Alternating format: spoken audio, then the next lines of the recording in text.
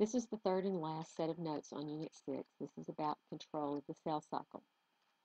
They're talking about cells dividing, growing at a certain rate, realizing that it's time to start dividing. But how in the world does this happen? What what scientists have discovered is that if you start trying to grow cells in a culture, you place the cells in the culture medium. Some of them will anchor to the surface and start to grow. As they grow and get to the size that requires them to divide, they undergo cell division, and they continue to do this and duplicate themselves until they form a single layer of cells across the whole surface of the medium. When they reach this point, they stop growing. They continue to stay just in a resting phase, or a G0, G1 to 0, G0 phase of the cell cycle, until some of the cells die or some of the cells are removed. So if you take off some of the cells to do a test on them or whatever and leave a blank space, the cells around the edge of the empty area will start growing again and dividing until they restore that single layer of cells. And this happens over and over again. Scientists have discovered this is called density dependent inhibition. What that means is when there's a certain density, then they're inhibited from continuing to grow.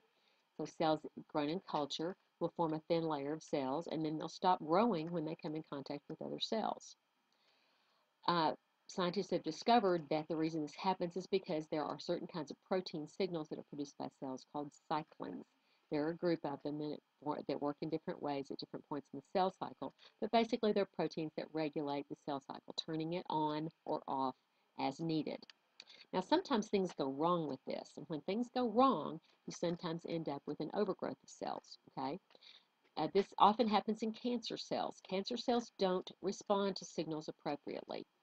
They either don't receive the signals, or there's something wrong with the way the signals are produced.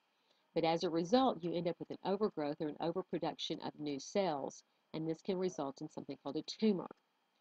Many cancer cells have a defect in a particular gene. The gene is called P53, and P53 stops the cell cycle from continuing until conditions are correct.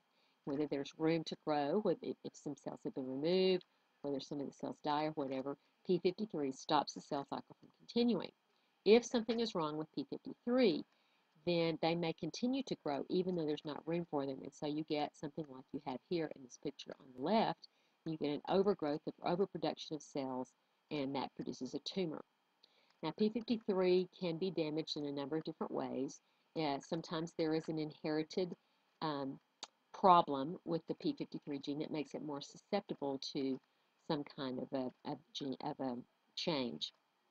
The change can be brought about by exposure to any number of environmental toxins, like overexposure to radiation, including sunlight or tanning beds.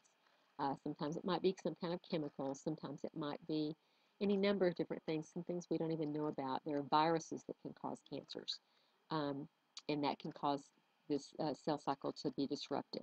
So a lot of different things can affect it. The thing for you to remember is that when cells are normal and things are going the way they're supposed to go, that they will grow to a certain point and then stop growing. That concludes the notes for Unit 6.